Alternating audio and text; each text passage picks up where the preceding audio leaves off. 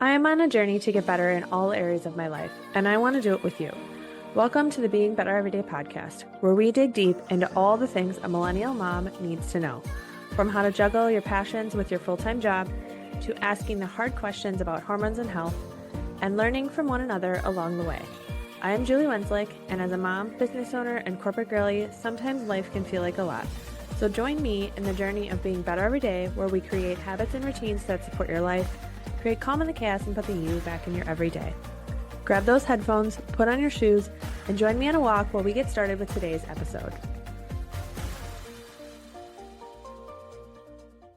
Welcome back to the Being Better Everyday podcast. If you can already tell by the background noise, today we're doing things a little bit differently, and there's a couple reasons for that. One of which is, if you have been following my health journey, you know that I am tired all of the time. And today I happen to be driving to a client event that is an hour and a half north of where I live, and I'm exhausted. And normally when I'm tired and I'm driving, I call my best friend. Well, she's not available, so you get me instead today. And I had already been thinking about what do I want to reflect on as I'm hitting 1 year in podcasting. So I thought I would talk about it today. I have created a little bit of a list. Unfortunately, I'm realizing as I'm recording this that I can't access the list while I'm talking. We will forge forward and review my top 10 things that either I have learned while podcasting in the last year or tips from podcasting in the last year. So the first thing I will say as far as podcasting and the things that I've learned in the last year of running the Being Better Everyday podcast is I actually really love long form content. I have been creating content for social media at least since, intentionally since 2018. Before that, did I show up? Did I share my family? Did I share motivational things? Absolutely. But it wasn't with the intent of growing a business. And so since I've shown up in the last however many years it is, 6 years, it's not long form content. Previous to having my podcast, I had dabbled a little bit in blogging that same year, but really haven't done a ton of long form. And so with the podcast, I have been showing up on YouTube as well as on all major podcasting platforms. And not only do I get to say more, hello, talking now, but I get feedback from people. I start conversations. I get DMs about what I'm talking about. I even have clients that listen to my podcast and talk about, either my health journey or the conversation I had on corporate boundaries, right? Those conversations and being able to share and open up has been amazing and something that I've really enjoyed. The second thing that I will say I have learned in the last year of running my podcast is it's not hard to do on your own. You can absolutely, as I'm talking today, I'm literally just talking into my phone. Is it as great of sound quality as I normally have with my microphone? Am I on video? No. Do I care? No. And I'm not perfect about it, and that's okay with me because that's not the intent of my podcast. My intent, that was a truck, by the way, if you heard the background noise. The intent of my podcast is to show up, be vulnerable, have conversations, and help each other grow. It's not to be perfect. It's not to, have this massive strategy around it. So when I am managing the podcast on my own, as I am with this episode, I record it, I edited it, and then I actually have my podcasting platform, Podbean, now has an AI component. So what I do is I upload the audio to Podbean, and it actually spits out the description. I edit it, make sure that I'm comfortable with the actual description of it, and then I'm done. So AI has definitely helped as well. Now, the asterisk to that is that outsourcing it is amazing. And I had an amazing high-end podcast producer from the launch of my podcast in August of 2023 until May of 2024. And so for the first couple of months, she did all of it. She edited my audio and my titles and descriptions. From January on, she just did my titles and descriptions. And she's also a friend of mine. So she has been absolutely amazing in helping me, grow my podcast, teach me how to do it, And, unfortunately, her capacity and commitments change, and it was an amazing partnership. So now I am back to managing it on my own, which means we are now down to every other week from a podcast episode instead of weekly, and that's okay. The third thing that I'll go with what I've learned in the last year and what she really taught me and has been an amazing resource on is how important SEO and descriptions are with your podcast, and especially in your titling. So, for example, if you look back at my previous episodes, one of the things that you'll notice is that once in a while I had the word working moms in my title. And the reason for that is SEO. I am a working mom. I work full-time in corporate America, and then I run my business on the side. And the people I'm talking to, the tips that I'm giving, it is for working moms. So having that in my title is important.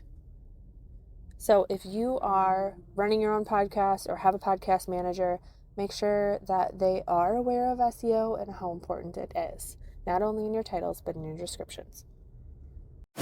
Another thing that this podcasting journey has taught me in the last year is how much I do love conversations. Now, the majority of the people that I have had on my podcast, I think all of them, I know personally. They're either friends in real life, running their own businesses, or they're just friends in general, right? They're individuals that I know in my quote-unquote real life. Have I had a good number of people reach out through email asking to be guests on my podcast? Yes. Have I ventured that route? No. Will I in the future? Maybe. But I have really enjoyed diving into specific topics. So, for example, this month we're talking about nervous system regulation and somatics. Next month we will be talking about subconscious reprogramming and coaching with my friend Brittany, because it's something that I'm going through. I've had Minneapolis Integrative on to talk about functional medicine because, again, it's a journey that I'm on that I feel like not enough people know about. I've had my friend Joelle on, who was my podcast producer, about cycle syncing. I've had my sister-in-law on a couple of times with regard to just the stage of life that she's in with her kids, because it's a very different stage of life than I'm in, right? All of those bits and pieces of people's lives tell a story of somebody else's perspective, and I love that. I love having those conversations, and I love helping people grow and be better every day through some form of those conversations. Now, this next reason, kind of reflecting on what podcasting has been like in the last year, is how amazing it is for small business owners. And what I mean by that is it's repurposing at its finest. So previous to having a podcast, previous to really kind of looking at my content strategy, I would post something on social media and it dies within 24 hours, right? And now, with the beauty of podcasting, I can take one podcast episode, create multiple social media posts about it. So that's what I'm talking about for the week. I can take that same podcast episode, have it automatically upload to YouTube so that I'm getting, awareness and, growing YouTube. Not really growing, but I'm more using it for awareness. So we talked about YouTube. You could repurpose it into a blog post. Now, do I have time for all of this as somebody who only works my business 10 to 15 hours a week? Absolutely not. But the point is that you can, right? So if you have a piece of long form content, you can take that same piece of content, talk about it on social, create Pinterest pins routing back to your website or routing back to your podcast, take that same podcast episode, show up on YouTube with it. The amount of repurposing, you can create an email regarding that same topic, maybe have a freebie with it. When you do long form content, the amount of ways that you can then create additional content and kind of a singular story is so much more unlimited than, again, just showing up on social media. And do I right now? I've pulled back. I actually got rid of my blog right now. I'm not showing up on Pinterest, and my YouTube just is automatic when I do a podcast episode, so that doesn't really count to me. But so really, I'm just doing the podcast and I'm doing Instagram. I don't show up on TikTok. I'm not active on my email list. Like, there's only so much time in the day, right?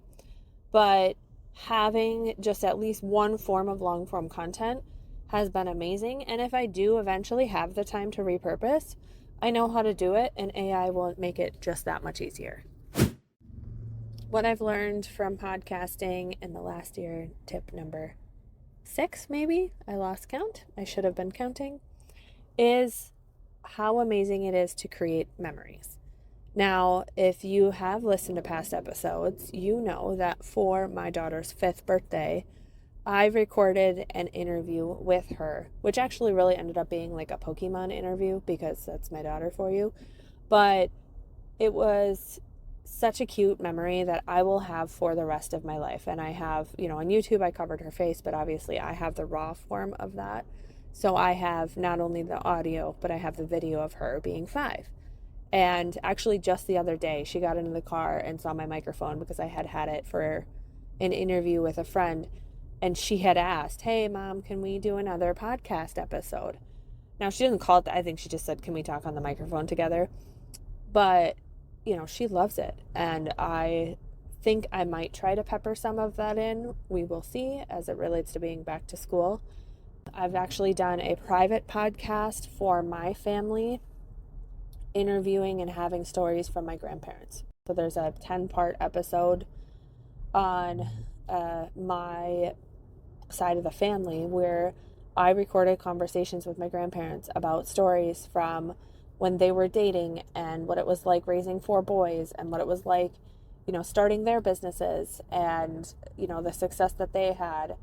And having that is going to be priceless. My grandpa suffers from Alzheimer's and is slowly declining.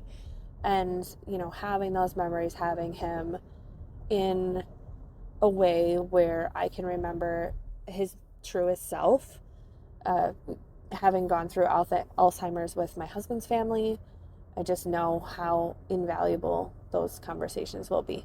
So definitely, on a public and private perspective, having access to and having the ability to record podcast episodes has been amazing in the last year. The other thing that has been amazing is just how much it can show growth within a year. So exactly what you were doing a year ago.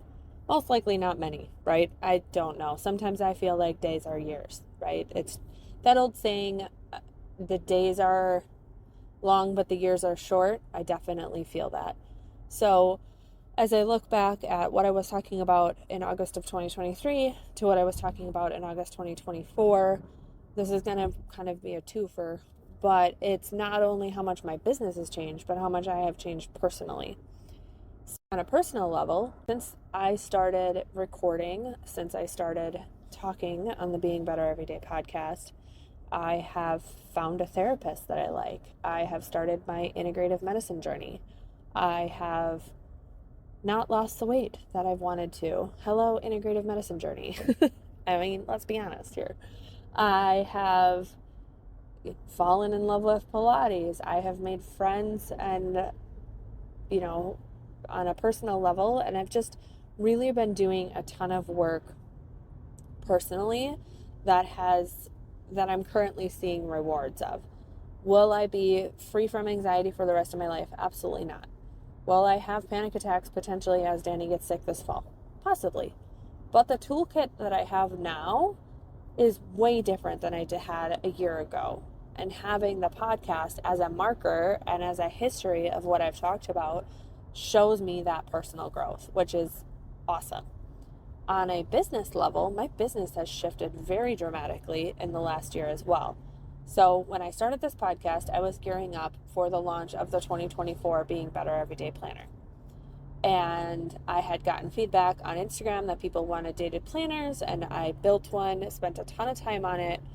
And ultimately, what happened is unless you do volume within planners, right, ordering 500 to 1,000, which I candidly sold, I think, less than 5, you don't make any money. So I spent tons of time developing this planner. I do love it, and I would make less than $5 a planner. And ultimately, not a great business decision. And what I started to feel was that feeling that I was taking away from my family for what, right? There wasn't, I was working my butt off at night for what result, right? What profitability? And although it was more profitable as a business than my body business, it was not something that felt sustainable long term for the time that it was taking. And kind of almost subconsciously, right, I did a business planning workbook, which I will link below because it actually was kind of the start of my catalyst of seeing where I was spending my time. And Pareto's principle is you will spend 20% of your time for 80% of the revenue. And that was true for me. What had generated revenue last year was VA work. And so I was like, I didn't necessarily even decide that that's what I was going to focus on in 2024. It just happened. And really, all I've been doing in 2024, I do have my planner pad. I do still love that. And profitability wise, that is more reasonable for me. I'm not losing money on it. And so I have my planner pad in my store. But ultimately now, as you may know in the website shift, heading over to buypwdesigns.com, is I'm focusing on design assistant work, which means branding, graphic design, web design, SEO work, social media templates, course templates, helping people launch courses, anything that kind of is the back end side of the business with regards to SEO and design. Because I've learned a ton over the last 6 years, more than I think I realize until I have conversations with other small business owners. And I just love sharing and helping their businesses grow. And the service side is really something I do enjoy. I get immediate, gratification for the work that I'm doing, and it makes me feel like I am, valued for the time I'm taking away from my family. So again, kind of a twofer, but the podcast shows me the growth I've had from a personal and business perspective. So last two things as we kind of wrap up, and again, thank you for listening to less than a high quality audio of my podcast this week. But again, I'm in the car, I'm trying to stay awake, I might as well talk through it. And so the second to last kind of learning from the last year of running a podcast is this still takes work. So if you are thinking about starting a podcast, let's talk a little bit about what that actual work looks like. So this podcast, I'm guessing, will be somewhere between 15 and 20 minutes. It will take me double the amount of time to edit it. So almost always, it is double the amount of time that the podcast is to edit it. I edit out my I edit out too many ands. I say right a lot at the end of sentences, and sometimes I don't edit those out. So if you notice, you'll probably notice now for all of the episodes, all of those kind of filler words, the extra spaces, or if I stumble on my words, trying to make it as easy to listen to as possible. So I definitely do edit the audio. I add in my intro, outro. If I was a smart business person and or more put together, I would also have an ad in there. I don't have that, so maybe someday again. I did have those at some point during my episodes, but again, going back to this takes work, right? A 15-minute podcast episode will take me half an hour to edit. That's 45 minutes, plus another maybe 15 minutes of SEO work, description, uploading it to the proper platforms. So you're talking an hour of work for the 15 minutes. And ultimately, right, this podcast isn't monetized. This is just something I enjoy doing, does not necessarily have a business strategy. Although if you are listening to this as a woman-owned small business, I would love to help you outsource design work and or kind of, again, Pinterest, SEO, anything that you're wanting to optimize a little bit better. Not the point. Back to squirrel brain. Where was I? Yes, this takes work. So again, the reason I'm down to most of the time, 2 episodes a month is because of how much work this is on the little time frame I have. I do work a full-time job. I do have a 5-year-old daughter, and I try to allocate only an hour to an hour and a half a night for my business, with it semi being interrupted for part of bedtime routine. So that means 5 hours-ish, a little bit more during the week, and usually a good another 5 to 10 hours on the weekends. So if I'm going to do income producing activities, and if I do the podcast, that's an hour of my time out for a 15-minute episode during that 10 hours. Or again, a 45-minute conversation, that's an hour and a half of editing time. So I have to be really mindful about what I do and do not spend time on. And then for all of those who do own a small business or do intentionally create content, you know how long content takes as well. That's a good 3 hours on a weekend. So you can't spend your entire time creating content because you will not actually generate revenue in your business. So it does take work. Is it worth it? I think it is. It is really fun to kind of see the growth in the podcast numbers. I have hit I think that 3,000 downloads. It's been amazing to see it, grow and change. And I would really appreciate it if you do love my podcast, sharing, an episode with a friend that you've loved, because that is what helps it grow. And on that note, last but not least, the 10th thing that I have taken away from the last year in podcasting is I'm not done yet. I know that it's work. I did take a break because of that, and I may take breaks in the future, right? This is, again, something I enjoy doing, and I want to bring valuable conversations to you, but it's not something I technically have time for. Therefore, I will do it when I want to do it, and most likely that will be every other week, and I cannot wait for the conversations that I will be bringing to you. It will be more, the next 2 interviews are more in the woo-woo wellness space, but that is okay because that is what I'm learning. But, we're going to talk about kids and schedule changes this month because I am a new mom, well, not a new mom, but a mom with a new kid a mom who is transitioning to having her kid in school. So we are going to talk about that with what I call seasoned mom. We are going to talk gut health eventually as I figure out how my gut has impacted my functional medicine journey. That will be a couple months away because I want to get to a point where it's quote unquote solved before I interview her.